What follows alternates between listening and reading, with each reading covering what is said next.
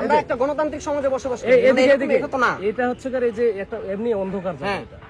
সোহরাওয়ার্দী উদ্যানে দিনের বেলা একটা ভিন্ন জিনিস, আবার এখন আর রোজা রমজানের দিন সে ইফতার করতেছে, করার সময় সবাই কিন্তু চলে যায়, যারা ভদ্র মানুষ তারা কেউ এখানে থাকার কথা না।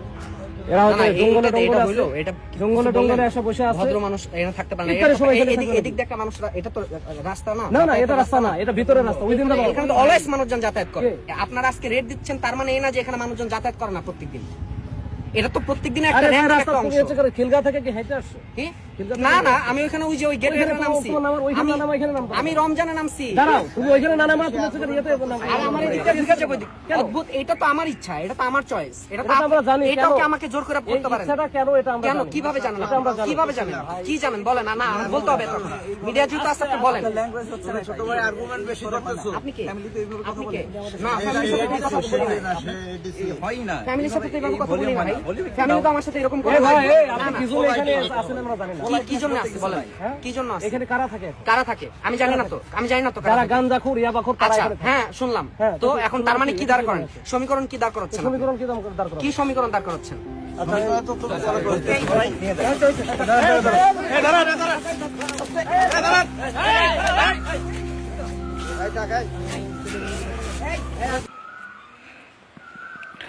মাননীয় স্বরাষ্ট্রমন্ত্রী ও ডিসি মাসুদ সাহেব, আইন শৃঙ্খলা নিয়ন্ত্রণ মানে কারো নাগরিক অধিকার হরণ করা নয়।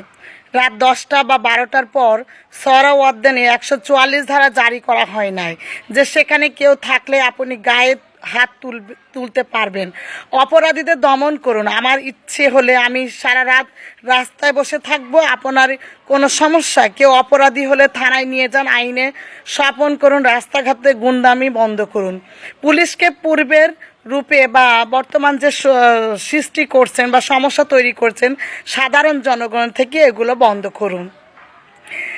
আজ যা দেখা যাচ্ছে তা পরিস্থিতি হিসাবে বেআইনি কাজ। পুলিশ তার উপরে যেহেতু চার্জ করে কোনো কিছুই পায় না, তাকে তর্কের ভিতরে বারবার জড়াইয়েছে। একমাত্র পুলিশের আইন সবার জন্য সমান। সে অপরাধী হলে কিন্তু জায়গা দিয়ে হাঁটতে গেলে যদি অপরাধী হয় তাহলে হাঁটবে। কোন জায়গা দিয়ে এটা খুবই মানে অন্যায় হয়েছে, তাকে এভাবে আঘাত করা এই জন্য প্রশাসনের সুদৃষ্টি আকর্ষণ করছি। সোহরাওয়ার্দীতে গাঞ্জা খোর ছাড়া কি কেউ ঢুকতে পারবে না? উদ্যানে পাওয়া গেছে মানে আপনি গাঞ্জাটি, এমনটা না। এটা আইনের সর্বোচ্চ অবমাননা। এভাবে খুব বেশি দিন টিকবে না। ইতিহাস সাক্ষী, জুলুমকারীরা কেউ বেশি দিন টিকতে পারে না। আইনে নাকি আছে কেউ অপরাধী প্রমাণ হওয়ার আগ মুহূর্ত পর্যন্ত নির্দোষ, বা তার নামে কি থানায় মামলা ছিল কিনা, তার হাতে কি মাদক ছিল, সে কি পুলিশের উপর আক্রমণ করেছিল, তাকে কি মাদক গ্রহণ অবস্থায় পুলিশ গ্রেপ্তার করেছিল কিনা। যদি প্রতিটি প্রশ্নের উত্তর না হয় তাহলে পুলিশ আপনি অন্যায় করেছেন। রাষ্ট্রের পোশাক পরে রাষ্ট্রের একজন নাগরিককে মিডিয়ার সামনে এভাবে পিটানো অপরাধ। তাকে সন্দেহজনকভাবে গ্রেপ্তার করা যেত, তদন্ত করে দোষী প্রমাণিত হলে তার দৃষ্টান্তমূলক শাস্তি দেওয়া যেত। পুলিশের কি রাইটস আছে কারো শরীরে এভাবে আঘাত করা, তাকে হত্যার চেষ্টা করা? যেভাবে আঘাত করা হয়েছে দেখে বোঝা যাচ্ছে যে হত্যার উদ্দেশ্যে আঘাত করা হয়েছে। অপরাধের ধরন আছে, অপরাধীরও ধরন আছে। একজন ছিনতাইকারীকে পুলিশ যেভাবে ট্রিট করবে, একজন ট্রাফিক আইন ভাঙার অপরাধীকে তো পুলিশ সেভাবে ট্রিট করবে না। কিন্তু দুইটাই অপরাধ, তার কোনো অপরাধ পাই নাই, কিন্তু এই দেশের জনগণ হিসাবে তার কথা বলার অধিকার আছে। যেহেতু পুলিশ তাকে তার সাথে তর্ক গেছে, সে অবশ্যই তার অধিকার দেখাতে পারে। এদেশের জনগণ হিসাবে রং রাইটস তার মাধ্যমে সে বুঝে নিতেই চাচ্ছে, কিন্তু কি হচ্ছে, সেখানে তার মুখ আটকে ধরা হচ্ছে। আর আপনি আরেকটা কথা বিষয় আমি না বলেই না পাচ্ছি না। একজন সাধারণ জনগণকে আপনি একজন উচ্চ লেভেলের লোক হন না কেন, আপনি তুমি বলে কথা বলার অধিকার কখনোই পান না। সুন্দর ব্যবহার না দেখে এটা শিক্ষিত মানুষের, দায়িত্বশীল একজন মানুষের কর্তব্য কি এখানে একজন এর নির্দেশে মানুষের উপকার লাঠিচার্জ মানে কি ভালো? কারো প্রতি সন্দেহ হলে লাঠি পেটা করার অধিকার পুলিশের না, স্বরাষ্ট্রমন্ত্রীরও নয়। রাতের বেলায় সরকারি পুলিশিংয়ের নামে যেসব গণখবরদারি ধরপাকড় আর ভয় দেখানো হচ্ছে, এগুলো বন্ধ হওয়া দরকার। কিশোর জ্ঞান দমন বা মাদক নিয়ন্ত্রণ জরুরি, এ নিয়ে দ্বিধাবোধ নেই। ছাত্রদের পড়া লেখামুখী করাও দরকার, কিন্তু এগুলো সমাধান রাস্তায় রাস্তায় লাঠিচার্জ হাতে পুলিশ বসানো হতে পারে না।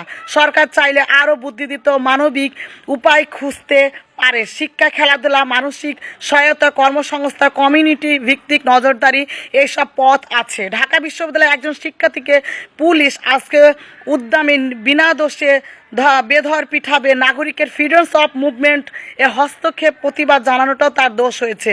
আমরা দেখছি পুলিশের পোশাক বদলালেও তাদের আচরণ কিন্তু বদলায়নি। তারা এখনও বিনা দোষে নাগরিকদের হয়রানি, হেনস্থা বা আক্রমণ আটক করে চলছে।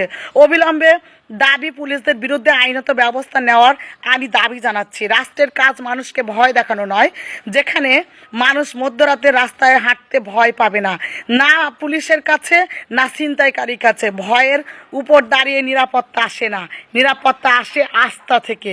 তো আমি বলবো আপনাদের সেই আস্থাটা হারিয়ে ফেলেছেন, আর হারিয়ে ফেলেছেন বিদায় আর সাধারণ জনগণকে এভাবে লাঠিচার্জের মাধ্যমে আপনারা নিজেদের অধিকার ফলাতে চাচ্ছেন, কিন্তু আপনাদের এই অধিকারটা 2024 সালে আপনারা ফলাতে ব্যর্থ হয়েছেন। আর এই ব্যর্থতার দায় আজ সাধারণ জনগণের উপর, যে কোনো বিষয়ের উপর এইভাবে লাঠিচার্জ শুরু করে দিয়েছেন। তো আমি বলবো সব কিছু সুশৃঙ্খলার ভিতরেই হওয়া উচিত ছিল। একজন সাধারণ নাগরিকদের হয়রানি থেকে আপনারা মানে কি বলবো, আপনারা দূরে থাকেন, কারণ আপনাদের মানুষ এখন আর তোয়াক্কা করে না, আর সেজন্য আপনারা নিজেরাই দায়ী। তো সকলকে বলবো, এই যে অন্যায়ভাবে পিটানো বা সাধারণ জনগণকে এভাবে হেনস্থা করা, হয়রানি করা, সবাই প্রতিবাদের আওয়াজ তুলুন। সকলে ভালো থাকবেন, সুস্থ থাকবেন।